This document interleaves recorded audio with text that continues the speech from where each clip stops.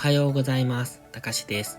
本日は3月11日土曜日、週末ですので来週13日からのポンド円の相場の見通しをしていきます。まずは冷やしからです。昨日の冷やし、まだ冷やし確定までもう少し時間があるのですが、長い上髭の陰線となってきております。こちらを見ていると、ここからまだ大きく下落しそうな、そんなローソク足に見えてきます。現在は青の GMMA 付近まで来ております。一旦はこの GMMA でサポートされての上昇になったんですが、昨日は壮大な一手こいとなっておりますので、このまま下抜ける可能性も考えておくのがいいですね。ただ、冷やしのストキャスティクス一旦安値圏に来ております。これ過去の安値圏からの上昇を見てますと、チャートは比較的大きめの上昇をしております。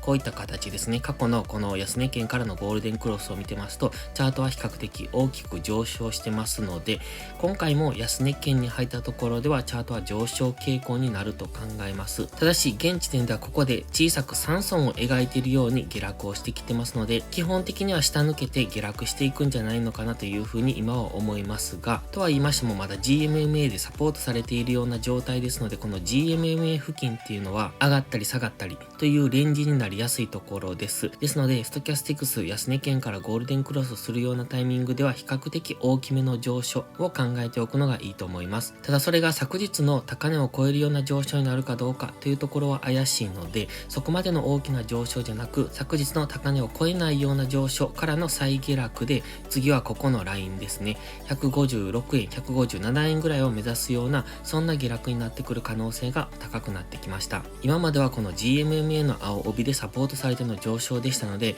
押し目買いっていうのも考えられたんですが、ここからは戻り売りで考えていくのがいいかもしれませんね。ただ、冷やしのストキャスティクスが安値圏からの上昇になってくれば、チャートも比較的上昇すると思いますが、上がったところを売っていくというスタンスがいいんじゃないでしょうか。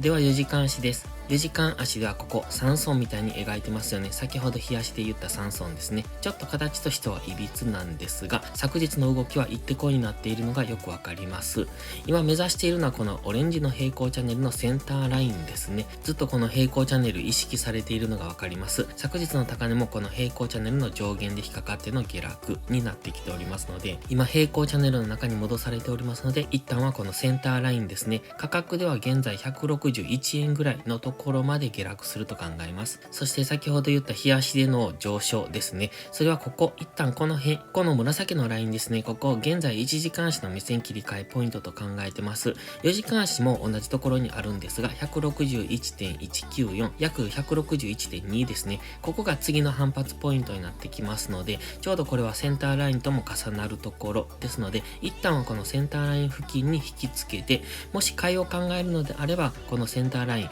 161.2 付近まで引き付けて、そこからの反発の上昇を狙う。ただし、基本的には下がっていくと思いますので、次目指すのはこの平行チャンネル下限付近というところを狙って、上がったところを戻り売りしていくのがいいのかなと今は考えます。では、1時間足です。現在昨日の上昇からの一手こいになっております。この緑の平行チャンネルの中でもともと動いてました。それを昨日上抜けて、この平行チャンネルがずっと意識されているのがわかりますよね。ここちょっとわかりにくいんですが、この緑の平行チャンネル同じものを2つ重ねてますが、その上限も意識されてますし、センターラインも意識されてます。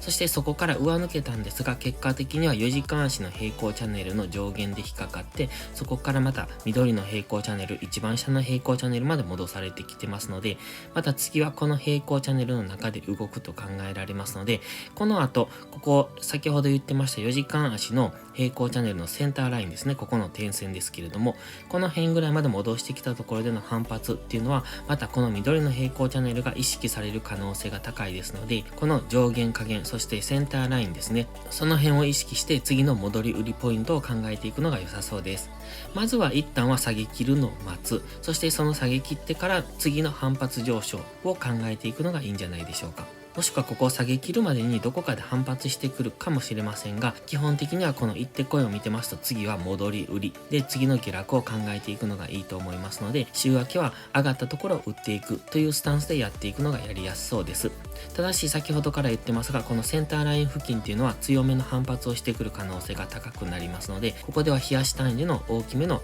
反発の上昇があることを考えておくのがいいですね。それでは本日は以上です。この動画がわかりやすいと思ったら応援をお願いします。皆さんの応援がより多くの初心者の方へこの動画をお届けすることにつながります。そして最後にお知らせです。YouTube のメンバーシップでは初心者の方向けの丁寧な解説動画を毎週1本更新しています。トレードの基礎が学べるメンバーシップにご興味があれば一度お試しください。それから初心者ではないけど安定して勝てないという方はポストプライムでのプライム会員をお勧めしています。こちらは2週間の無料期間がありますので、その期間をご利用いただき、自分に合うかどうかを検証していただくのがいいと思います。まずは行動しないと何も変わりませんので、無料期間を上手にご活用ください。詳細は概要欄にあります。また iPhone や iPad の YouTube アプリにはメンバーシップボタンが表示されない場合がありますので、Safari などのブラウザーから YouTube にログインしてからお申し込みをお願いします。それでは今週もお疲れ様でした。来週も一緒に頑張っていきましょう。たかしでした。バイバイ。インジケーターの使い方解説ブログを書きました。GMMA、ストキャスティクス、MACD の使い方について詳しく書いてます。まずは一度目を通してみてください。きっとスキルアップのお役に立てると思います。インジケーターは何気なく表示させるのではなく、理解して使いこなすことが大切です。また、インジケーターを使ったエントリー手法のテキスト販売を始めました。こちらは初心者から中級者向けですが、初心者の方向けの初級編もご用意しています。勝つための聖杯なんてありません。だからこそ地味にコツコツとスキルを積み上げていくものです。このテキストはそんな方のお力になれると信じています。せっかく FX を始めたのですから、明るい未来を夢見て頑張りましょう。